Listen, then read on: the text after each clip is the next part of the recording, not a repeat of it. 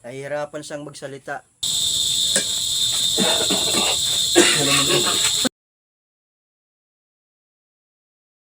Mapagpalang araw po sa inyo lahat guys. At muli po ako ngayon magbabalik sa bahay ni tatay, yung may sakit na stroke.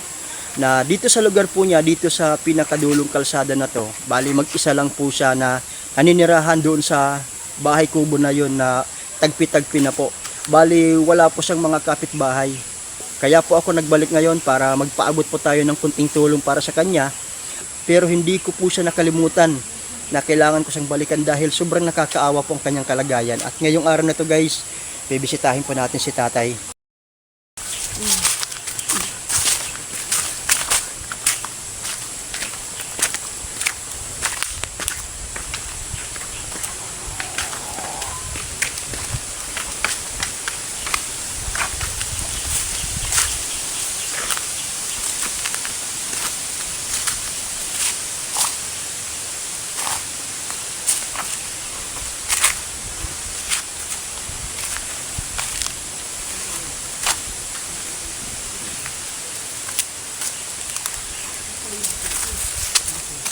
Magandang hapon. Magandang hapon. Oh, may tao pala dito. Magandang hapon, tay. Mabuti may kasama si tatay. Pwede makapasok. Tayo. Pasok kami dito. So, magandang hapon. Sige, dyan lang ko pala muna. Lagay ko lang muna dito.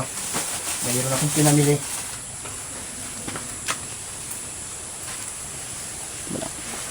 Oh, may kasama pala dito si tatay. Anong pangalan niya ulit? Nakalimutan ko. Kuan Kakoy. Oh, si Kakoy. Kalala ko siya. Kakoy. Ikaw tay, kumusta ka naman tay? Nahihirapan siyang magsalita. Anong pangalan mo tay? Gilberto. Ha? Gilberto. Edelberto. Tay, matanong ko lang tay. Ilan taon na ba to si tatay Kakoy? 70 City. 77. 77? Oh. Tanda na, no? So, matanong ko lang, tay. Mabuti naman na abutan ko dito na may kasama siya. Kasi nung unang punta ko dito, tatay, mag-isa lang siya dito. Oh. At medyo nahirapan pa siya nung dumating ako dito, nabutan ko. So, ngayon, kumusta naman siya ngayon? Nakakakuan ko, nagadiyan, nakakabuhat-buhat na. Kakatayo na siya. Matanong ko lang, tay, kaano-ano mo to si tatay Kakoy? Pinsan buo. Pinsan buo. Pero siya, may mga kapatid pa ba siya? Mayro. Wala na. Wala na siyang mga kapatid. So, mga Pamangkin na lang. pamangkin na lang. So, dito sa tinitirahan niya, sarili niyo lupa niya to. Hindi. Bali nakikitira lang siya dito. Titira lang. Nasaan naman yung mga pamangkin niya? Malayo. Nasa Santa Fe. Santa Fe. Oo. Kumusta naman? Pinapasyalan ba siya dito? Hindi. Bakit naman? Aywan ko. Hindi ko alam. Hindi siya pinapasyalan. Pero nung medyo bata-bata pa siya, na malakas pa siya, nakakatulong din siya sa mga pamangkin niya.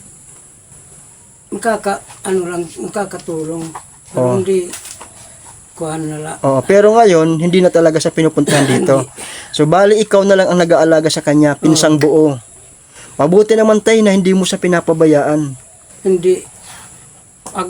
Alas 7, alas 8, pinapakain ko yan. Hanggang alas 12, mapunta na lang ako dito, pagpakain. Pinapakain mo. So, pag hapon, nagkakape na lang siya. Kakape na lang. Ikaw tay, ilang taon ka na tay? 60 City. 67 ka na rin. Pero may pamilya ka pa. Mayroon. Ilan ang anak mo tay? 5. 5. So anong kinabubuhay mo naman tay? Kuhan, farmers. Maganda yan. Araw-araw dito ka naman siguro sa kanya, binibisita mo siya. So nakakatayo ba si tatay? Nakakatayo tayo. Sige nga tay, patayo mo nga siya. Kasi dati nang pumunta ako dito, hirap siyang makagalaw eh. Ay, naman.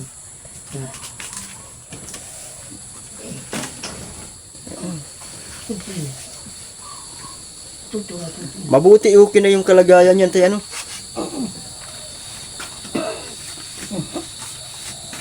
So dyan na lang siya, wag mo nang patayuin siya. Okay na yan.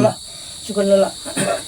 So si tatay, wala bang ibang karamdaman sa katawan? Wala bang ibang sakit? Maliban lang Amo lang ini.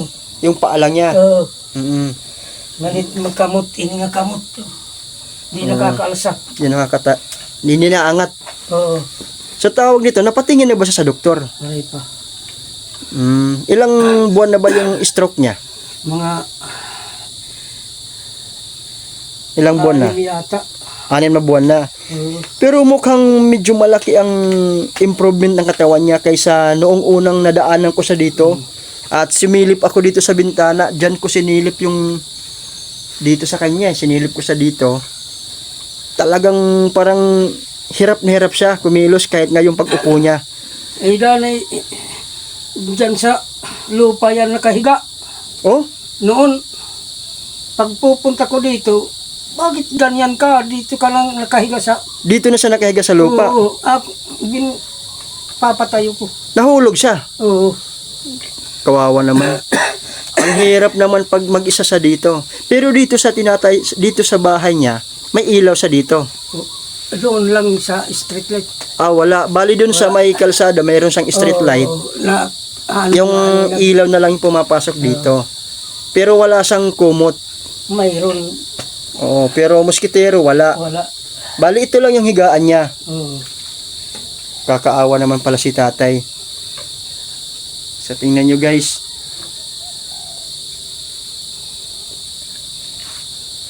Ang hirap pag tumanda na mag-isa lang sa buhay, ano tayo, ano? Lalo na pag wala kang anak. At siyempre, maswerte si Tatay Kakoy dahil meron siyang pinsang buo na mabait at hindi mo siya pinababayaan. Kapatid mo siya sa nanay o sa tatay? Hindi. Yung nanay niya, yung nanay ko, magkapatid. magkapatid. Buti naman. So tay, anong pwede natin maitulong kay Tatay Kakoy? Bigas at saka gatas, kape. Kape. Oo, So, si asukal, tatay, nganin, pang ulam niya, mga dilata, mga dilata. bigas, oo. Sa lagay po ni tatay, nagkakape pa ba siya? Oo. Hindi ba bawal sa kanyang kape? Hindi yung, ano yung kape na ito. Creamy white. Creamy white. Creamy white lang. Oo. Kaya ako nagbalik tay Edi, meron akong kunting tulong na ipapaabot para sa kanya. At kunin mo yung ano. Meron akong bigas dito. Pero hindi ako nakabili ng biskwit kasi kanina doon sa binibilhan ko, naghanap ako ng isang latang biskwit pero walang may binta dito. Kaya ito lang munang nabili ko sa kanya. Tay. So merong 5 kilong bigas. Pabot ako ng 5 kilong bigas at ito kunting sa kanya. Kunting tulong lang yan, tay. Ayan, kunting tulong lang yan, Tata Edi. Kaya ako nagbalik dito at binisita ko siya dahil siyempre kahapon may bagyo. At naisipan ko si tatay dahil medyo matagal ako hindi nakabalik dito. Dahil may mga pinupuntahan din akong ibang lugar na tinutulungan din po. At ngayon lang ako nagkataon na pabalikan po si tatay. So, kumusta naman dito kagabi? Hindi ba malakas ang hangin? Hindi. Hindi. So, kung nagkataon malakas ang hangin, sira itong bahay niya. Ano? Dadaganan ng patong. Tapos wala pang kuryente. Ang kawawa, mas kawawa si tatay dito pag May fire. pagdating mo dito, ano nangyayari sa kanya, no? May kubo. Mas kawawa naman talaga siya. So yan tay Kakoy, meron ka ng bigas at kunting ano lang yan, grocery at meron ka ng biskwit.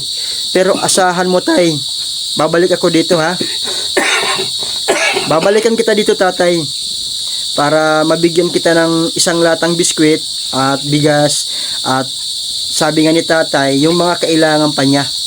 Ano, kasi siyang nakakaalam si tatay dahil siya nagbabantay sa'yo at nag-aasikaso dito. So, napapaliguan ba dito si tatay? Pinapaliguan mo siya. Maganda naman. Yung damit niya, yan lang yung mga damit niya. Oo. Ikaw ang naglalaba. Hindi, pinapalabang ko. Pinapalabhan mo sa mga anak mo. Paano naman yung pag-iihi niya sa gabi? Di, Dito na lang. Yung, paano naman pag nagdudumi siya? di man babas ni gan. Nilalagyan na lang dyan. Pag Oo. nagdumi si tatay, dyan siya uupo. Oo. Kasi hindi naman siya nakakatayo, ano? Sige, yun lang muna tay, Eddie. Sige. At nagpapasalamat ako sa iyo tay dahil sa napakabuti mong tao at hindi mo pinabayaan si Tatay Kakoy.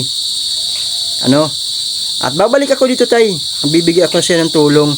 At sana ano po yung nais yung hilingin sa mga viewers po natin. Kung sakasakali po na mayroong mga tao na may busilak ang kalooban na nais po magpaabot ng tulong para kay tatay, ano po yung gusto nyong hilingin sa mga nanonood?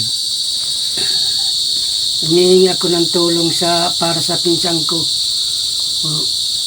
Kung ano, kahit ano lang ang maibigay nyo ng tulong. Papasalamat din ako sa inyo. Oo, sige tay. So may awa tay ang Diyos at magdasal lang po tayo na may mga tao na may busilak ang kalooban na nais magpaabot ng tulong po sa inyo. Lalong-lalo na po kay Tatay Siriaco na makarecover na po siya, ano?